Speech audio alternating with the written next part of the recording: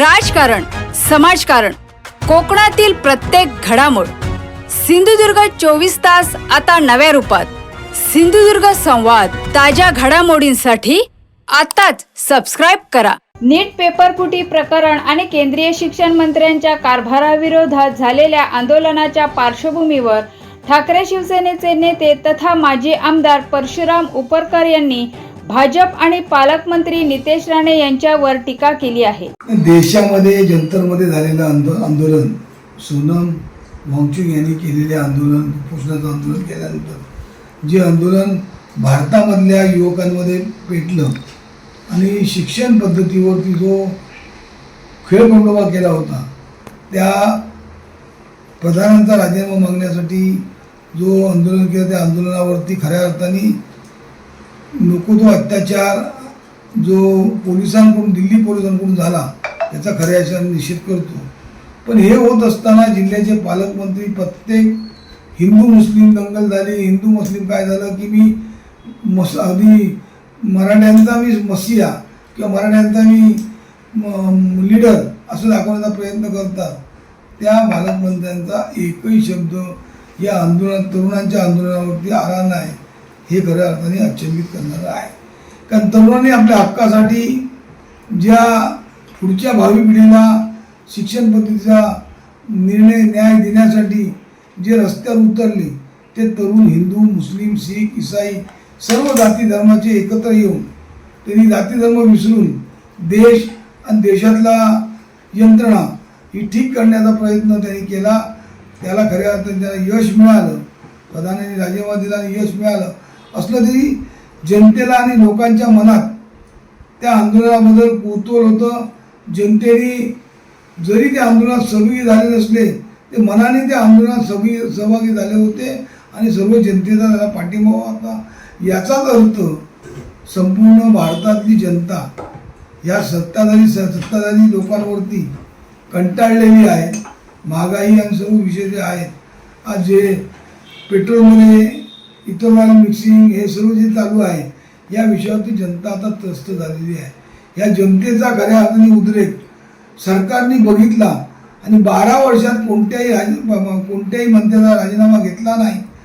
तो घ्यायला खऱ्या अर्थाने या तरुणांनी लावला. त्याचा खऱ्या अर्थाने या सत्ताधाऱ्यांना अपयश आहे आणि सत्ताधाऱ्यांना पुढची निवडणूक ही कठीण जाणारी आहे, एवढं सत्ताधाऱ्यांनी समजून द्यावं. कारण आज तरुणांनी हे सर्व हातात घेतलेले आहे. तरुण यावेळी पुढे अशा प्रकारचे आंदोलनं घेतल्यानंतर सर्व पक्ष आणि सर्व नागरिक, मतदार या तरुणांच्या पाठी राहतील, अशा प्रकारचं तरुणांचं हे होतं. त्या आंदोलनाला मुंबईमध्ये माननीय उद्धव ठाकरे, आदित्य ठाकरे, राज ठाकरे, अमित ठाकरे यांनी जी ओ दिली, त्या ओला लाखो मुलांनी, तरुण मुलांनी यशस्वीरित्या करून दाखवलं. ते खऱ्या अर्थाने सत्ताधाऱ्यांना चपराक देणारं आहे आणि पालकमंत्र्यासारखे जे भारतीय जनता पक्षाचे बोलके पोपट आहे, त्यांचा आवाज बंद करणार आहे. त्यामुळेच खऱ्या अर्थाने आवाज बंद केलेला आहे. आज जिल्ह्यामध्ये अणुऊर्जा प्रकल्प जो येतो आहे, तोही प्रकल्प बंद पाडण्यासाठी की तोही प्रकल्प हटवण्यासाठी जिल्ह्यातील तरुणांनी एकत्र येऊन हे आंदोलन केलं पाहिजे. या आंदोलनासाठी सर्व जिल्ह्यातले नागरिक, सर्व पक्ष, विरोधी पक्ष आणि सर्व असलेले मतदार त्या तरुणांच्या पाठी उभं राहतील, एवढं या ठिकाणी शंका नाही. त्यामुळे आज या ठिकाणचे असलेले सर्व सत्ताधारी पक्षाचे, पालकमंत्र्यांचे, खासदारांचे, आमदारांचे ज्या फसव्या घोषणा आता जनता त्या उघड करतील आणि जनतेला या सर्व घोषणेंचा कंटाळा आलेला आहे.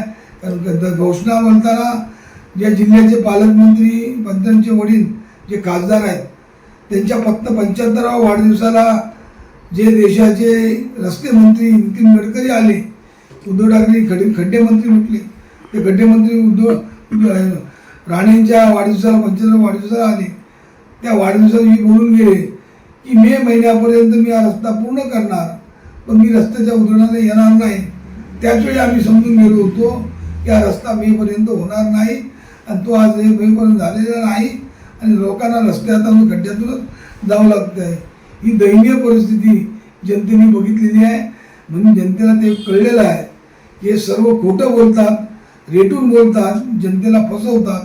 या फसव्या लोकांना जनता काही दिवसात येणाऱ्या निवडणुकीत घरी बसवतील यामध्ये तिला मात्र शंका. सिंधुदुर्ग 24 तास आता नव्या रूपात.